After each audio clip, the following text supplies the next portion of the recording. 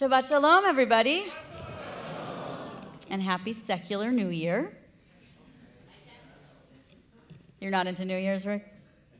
You're into it? Okay, good. It's 2025. So I've come to realize that I feel about New Year's sort of how I feel about my birthday. Which is to say that I might say I don't care about it or that it's just another day, but then the time rolls around and actually I do care. And I do want to have plans, and I do want to text people Happy New Year, and I do want to text people I love you. And I actually do feel a difference. Call it the Rabbi in me, but I sort of feel a spiritual distinction between one year and the other. And I feel it around Rosh Hashanah as well, but there is something to be said for marking time in our lives and giving ourselves the opportunity to reflect on the past year and imagine and hope for what could come in the year ahead. And I will take all the opportunities to hope that I can and all the opportunities for New Year's that I can. So, happy 2025. This year, I also feel a different, slight but perceptible change as the calendar moved from 2024 to 2025, which is that, wow, January 20th looks a lot closer from this side of the year than last, doesn't it? And it feels like we need to start talking about things a little bit differently. I found that after November, there were sort of two camps that I came across. The first was the camp of complete dejection. Everything they thought they believed in was broken, and now everything was on fire. I think this is the camp that feels better being armed with knowledge, so even if that knowledge is depressing or harsh, they would rather be the ones sounding the alarm than the ones surprised by it. The second camp was the camp of distance, sort of an overwhelming sense of numbness or needing to take space away from the constant political theorizing and judgment. This camp said, I can't talk about the new administration right now. I need to just be sad and depressed about it first and not engage. I actually do think that there is another third camp. I'm sure there's many actually other camps as well that I'm not naming, but I think there is another camp that is able or was able to be a little bit more curious and optimistic about what is to come. And I think I would have liked to imagine that I myself was in the curious camp. But if I'm being honest, I fell much more into the I don't want to think about it camp. But now it's 2025, and I think that has changed. And I think it's time to face what is to come. And not with numbness or a feeling that the world is on fire and that everything is going to be awful all of the time. I know for some people that's comforting, but that's not true for me. In the shift to 2025, I feel that something new needs to take over. Maybe it's the effect of recently seeing A Complete Unknown, the Bob Dylan movie. Or maybe it's a sense of urgency. But I feel we need something stronger to bind us together to face the future. So with this in mind, I want to take us into our Parsha this week, one of the best Parshiot in the Torah, Vayigash. We open with Joseph having just framed Benjamin as a thief and demanding that Benjamin stay with him in Egypt as a slave, much like Joseph himself was once sold into slavery by these very same brothers. Judah, speaking on behalf of all the brothers, begins pleading with Joseph. No, not Benjamin. He is our father's youngest and favorite child. We didn't even want to bring him here, but we did because you insisted, and because we are hungry and in need of food. Our father told us that if we return without Benjamin, he will surely die. Please, says Judah, take me instead, for I cannot bear to be the cause of my father's destruction. And it is this sacrifice from Judah that finally breaks Joseph and leads to him revealing himself. This care for both their brother and their father, this compassion that they didn't have with Joseph, but they do have now. It is this that allows Joseph to say, I am Joseph, the brother you sold to Egypt. Come close to me. I think this story is compelling for a lot of reasons, but one of them is that I find it easy to empathize with both sides.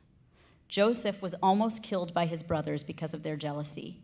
He was instead sold to Egypt as a slave, which is not much of a consolation prize. He has been sent to prison, And he now has to face the brothers who wanted him dead and hear them talk about his beloved father and know that because of them, he has been robbed of his time with his dad. What he went through is legitimately terrible. But then the brothers have also been through an ordeal. They put up their whole lives with the knowledge that their father did not love them best. It was plain and it was obvious. They are now starving and impoverished.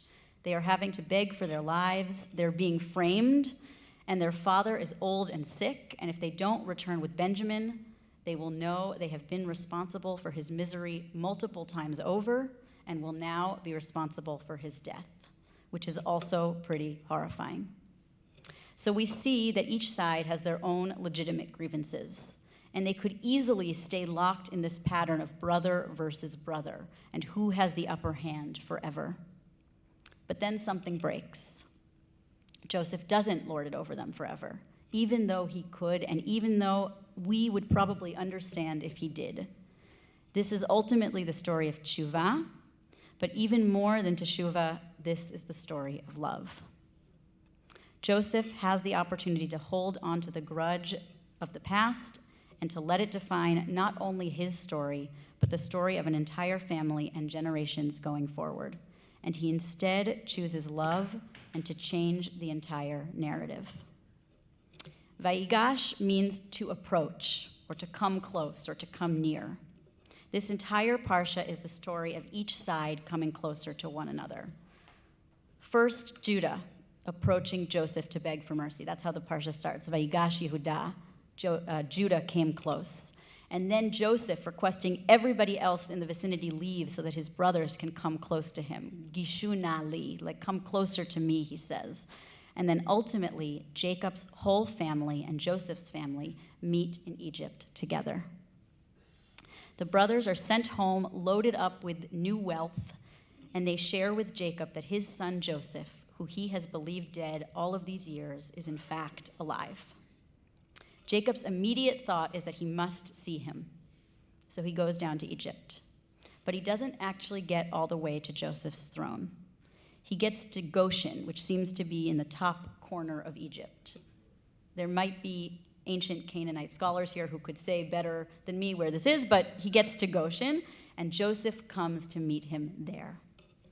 The text of the Parsha says, Joseph orders his chariot to Goshen, went to Goshen to meet his father Israel. He presented himself to him, and embracing him around the neck, he wept on his neck a good while.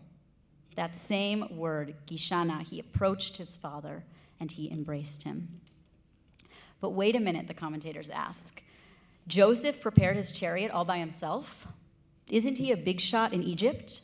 Doesn't he have people who can prepare the chariot for him? Can it really be that he prepared the chariot himself? I just want to stop for just a moment and say I think it's amazing and a little bit hilarious that this is what the commentators have chosen to focus on. That, it just says he prepared his chariot, but apparently there's a big question about could he really have done it himself? But that's the question. Could he really have done it by himself? Wouldn't he have ordered somebody else to do it for him? Yes, they answer, because this is an example of how love disrupts the everyday order of things. How love can upset your daily practice.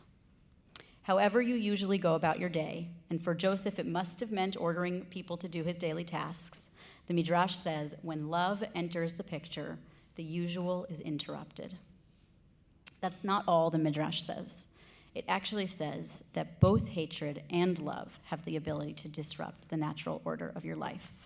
It points to the Exodus story, where Pharaoh comes after the Israelites at the bank of the Red Sea. There it also says, Pharaoh harnessed his chariot himself. And again they say, could it really be that Pharaoh harnessed his chariot himself? But yes, because great love and great hate cause us to do things out of the ordinary. So here's what I think. Here's what I've been ruminating on for the past several days of early 2025. I think in 2025, love is going to win. And I think love is going to win because it has for generations. Great love has changed the course of events throughout history, and I believe it can and will again. All the way back to Joseph choosing love over hatred here in this Parsha. Joseph choosing to love his brothers, to embrace his Father, to disrupt the natural order of things that said everything should stay the way it is. Palestinian author and activist Ghassan Kanafani wrote, "It is not enough to hate and believe in the past to make a revolution. We must love and be future-oriented if we wish to carry out the revolution." And it's what Standing Together said when they were here last month, that the first step is to ask the question, what do we have in common? How can we move forward together? As the rabbis of the Midrash said, both great love and great hate have the opportunity to upend our lives, and we always have the opportunity to choose which will define us. So I am going to call it now. In 2025, we are going to choose love. We're going to choose the love that causes people to come close to one another, the love that disrupts our natural order, and we are going to choose it, and love is going to win. Shabbat Shalom.